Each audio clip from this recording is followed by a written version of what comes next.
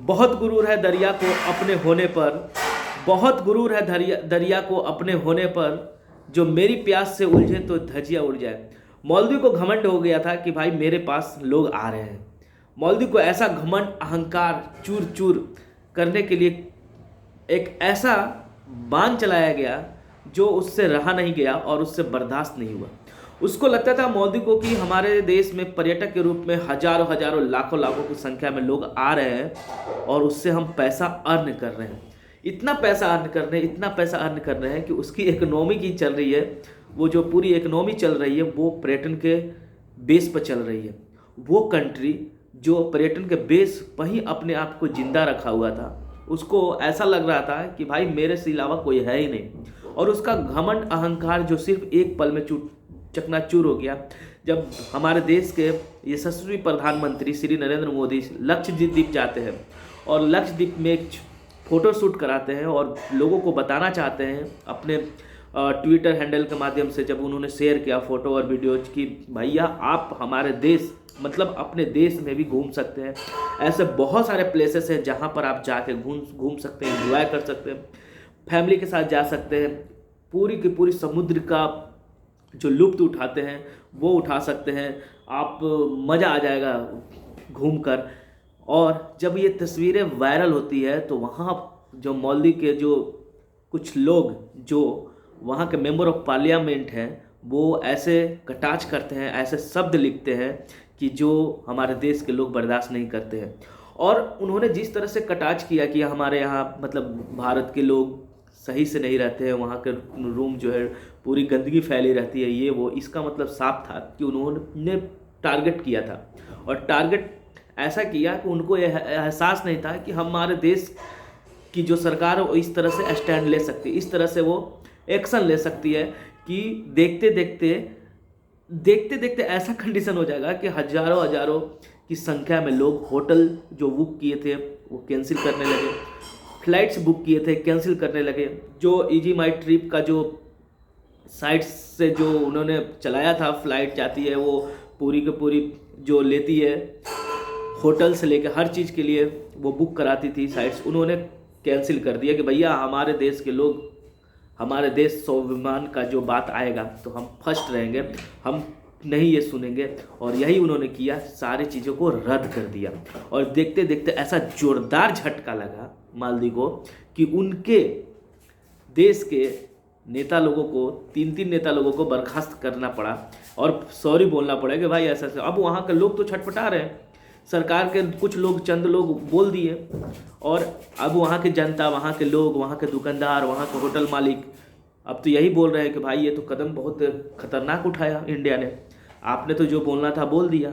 और आपकी टिप्पणी से कितनी नुकसान, भारी नुकसान हो जाएगी इकोनॉमी की, इतनी नुकसान होगी कि उसकी भरपाई कौन करेगा। वहाँ के लोगों की रोजगार ठप पड़ जाएगी, क्योंकि सबसे ज़्यादा भारतीय ही वहाँ जाते थे, सबसे ज़्यादा भारतीय जाते थे और वहाँ पर इंजॉय करते थे। लेकिन उनको ये नहीं पता था कि हमारे देश में लक्षद्वीप भी ऐसा प्लेस है जहाँ पर हम सेम चीज़ और इससे बेटर हम कर सकते हैं और बहुत कम पैसे में, क्योंकि हमें वहाँ जाने में ज़्यादा पैसे लगते हैं, वहाँ चार्जेस ज़्यादा लगते हैं। और ये चीज़ें चल रही है, सोशल मीडिया पर पूरा का पूरा एकदम छापे पड़े हैं। लेकिन वही कहते हैं ना कि घर का भेदी लंका ढाए, एक ये भी कहावत है कि जिस देश में सब लोग जब सपोर्ट करते हैं तो कुछ ऐसे लोग भी होते हैं जो अपोजिशन में खड़े रहते हैं। जैसे अधीर रंजन चौधरी ने, उनका बयान कुछ अलग ही दिखाया, मतलब वो कुछ अलग ही बोल रहे हैं। अरे भाई जब देश की मुद्दा की बात हो रही तो मुद्दा ये बात करो ना, तुम घुमा फिरा के ऐसे क्यों कर रहे कि ये रिलेशनशिप था, ये रिलेशन थी। अरे हम तब तक बर्दाश्त करेंगे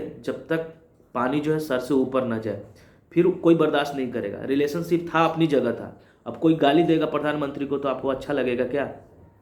हमारा इंटरनल मैटर है, हमारा इंटरनल चीज़ें हैं। कोई बाहर के आदमी आंख दिखाएगा तो आप वही रिलेशनशिप लेके चलोगे क्या? रिलेशनशिप डिपेंड करता है सिर्फ ऐसा नहीं कि पहले क्या था और अभी क्या है। रिलेशनशिप डिपेंड करता है हर पल की बिहेवियर पर, हर पल की बिहेवियर जो है आपकी कैसी कम्युनिकेशन हो रही है। हमारी अच्छी रिलेशनशिप थी और आप गाली देने लगे, पूरे जगह फैलाने लगे, तो उसका इम्पैक्ट क्या पड़ेगा, हमारा इमेज क्या पड़ेगा। तो यही हालात हुआ कि जैसे ही मालदीव के नेताओं ने जिस तरह से बयान दिया तो वो क्या हुआ कि भाई सर्कुलेट हो गया पूरे देश में, और सिर्फ हमारे नहीं, पूरे वर्ल्ड में, क्योंकि आज के डेट में डिजिटल है, सोशल में है मीडिया, और ये चीज़ है, ये बयान किसी को गवारा नहीं लगा। और हमारे देश के जितने भी फिल्म स्टार्स थे, क्रिकेटर थे, सबने सपोर्ट किया, और सब लोगों ने भाई एकजुट होकर एक बड़ा हैशटैग लगाया, और ऐसा लगाया हैशटैग कि जो मतलब क्या बताऊं, बैन मालदीव जो है वो हो गई भाई, एकदम समझो कि ऐसा लगा कि लॉकडाउन लग गई है मालदीव। अब उनकी बौखलाहट है ना, वो देखी नहीं जा रही है, क्योंकि इसके पीछे और भी कुछ कारण हैं। क्योंकि मालदीव हमेशा ऐसा नहीं बोलता था, लेकिन इधर कुछ देखा जा रहा है, जब से सरकार वहाँ नया बना है, वहाँ पर चाइना का जो है गठबंधन जो है, गठबंधन ऐसा नहीं कि सरकार बना, नहीं, गठबंधन करने का मतलब यह है कि देखने में तो लग रहा है कि अदर कंट्री है, लेकिन चाइना का इन्वॉल्वमेंट जो है वो कुछ ज़्यादा ही होते जा रहा है। दूसरी चीज़, वो हमेशा पाकिस्तान का पक्ष लेता जा रहा है। और तीसरी बात ये है कि जब चुनाव था तो वहाँ पर आउट इंडिया का मोमेंट उसने चलाया था, आउट इंडिया का वर्ड यूज किया, और फिर वो बोला कि भैया अब इंडियन को बाहर करो, इस तरह का। तो वो गवर्नमेंट या फिर लोग उसको उतना सीरियस ले नहीं रहे थे। लेकिन जैसे ही लक्षद्वीप में नरेंद्र मोदी जाते हैं, और फिर वहाँ उन्होंने जिस तरह से वो अपने देश को प्रमोट करने की कोशिश की, वो मालदीव से रहा नहीं गया, और इसके बौखलाहट में उसने बयान दे दिया उनको। अब भुगतो भाई। अब तो लगता है कि इंडियन पीपल वहाँ जाएंगे नहीं, जब वहाँ पर जाएंगे नहीं तो पैसे खर्च नहीं करेंगे, जब पैसे खर्च नहीं करेंगे तो उनकी क्या होगी भाई, बिजनेस ठप, डाउन। और भाई जब ऐसे होगी, पहले तो ऐसे थी, अब ऐसे, तो कोई फ़ायदा होने वाला नहीं है।